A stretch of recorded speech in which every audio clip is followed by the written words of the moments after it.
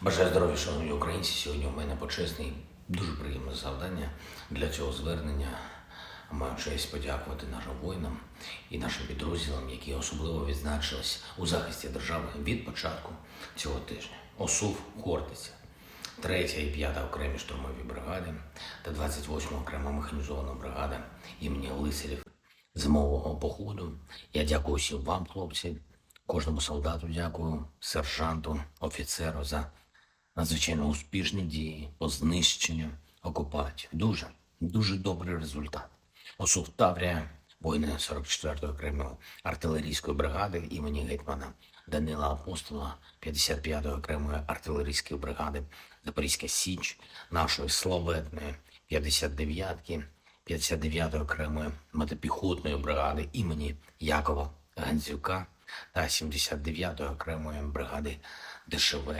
Я дякую всім вам за міцність на позиціях, за силу в боях, за натхнення до перемоги, яке ви даєте всій Україні, всій своєю влучністю та відвагою.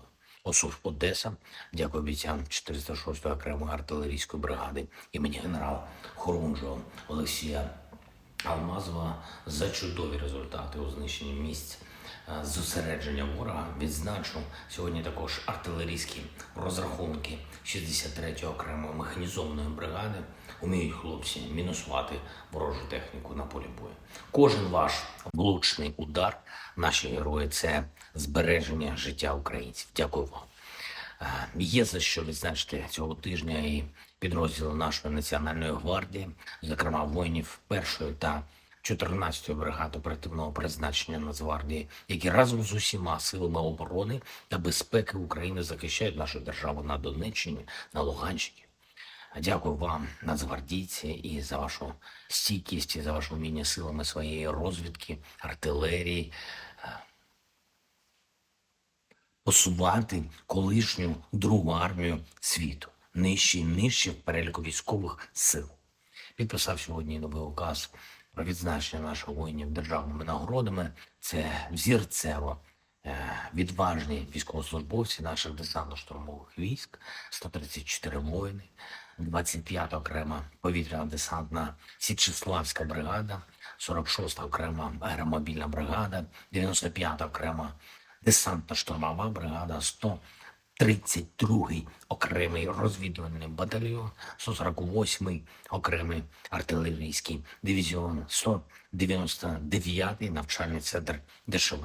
Кожне з усіх цих найменувань, кожне із усіх цих підрозділів – це честь, це гордість України, це героїзм наших людей, героїзм, який назавжди робить Україну вільною.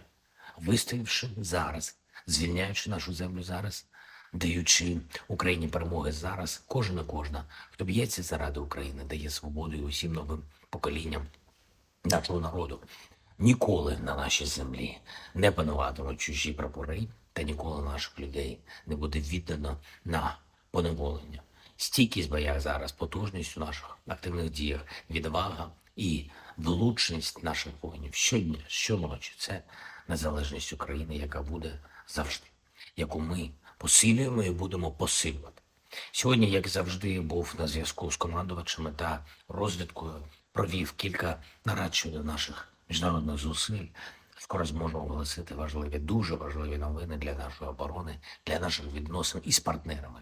Зустрівся зі спеціальним радником президента Бразилії з міжнародних питань.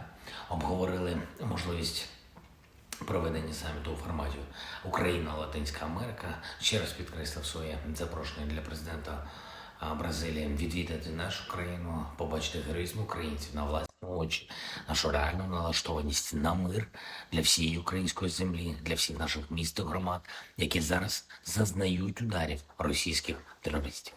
Наша формула миру, яку Україна запропонувала світу ще минулоріч, зараз стала тільки актуальніше. Це єдиний комплексний, єдиний реалістичний план повернення спокою і не лише нашого народу, а усім народам планети, які прагнуть життя без агресії. Ще одне. Сьогодні схвалив комплексний стратегічний план реформування нашої системи правопорядку. Усіх правоохоронних органів та прокуратури. Це детальний документ, який розрахований на час до 27-го року. Якщо говорити просто, ми маємо забезпечити таку систему гарантування справедливості та правопорядку для нашої країни, яка відповідатиме і нашій меті швидкого вступу України в ЄС. Додаємо нашої готовності реалізувати цю мету. І що не менш важливо, гарантуємо ті основи нового суспільного договору, які очевидно окреслюються зараз при захисті нашої держави. Кожен елемент державної системи, органи правопорядку, передусім, мають працювати так, щоб люди реально відчували безпеку, захищеність, щоб люди реально відчували справедливість, щоб гарантувалося на рівні інституцій, на рівні повсякденної роботи тих, по кому люди судять про державу. Довіра в державі, довіра до держави формується із довіри до тих, хто діє від імені держави, правоохоронці, системи прокуратури, ключовий в цьому. Звичайно, разом з усіма іншими, хто працює в державному апараті. Україна має стати і вже стала місцем сили Європи та усього вільного світу. Маємо забезпечити в Україні максимум безпеки, максимум свободи, максимум поваги до закону, до людини. І це відповідь на питання, яку Україну після війни ми будуємо. Державу, яка поважає своїх людей та яку поважають у світі.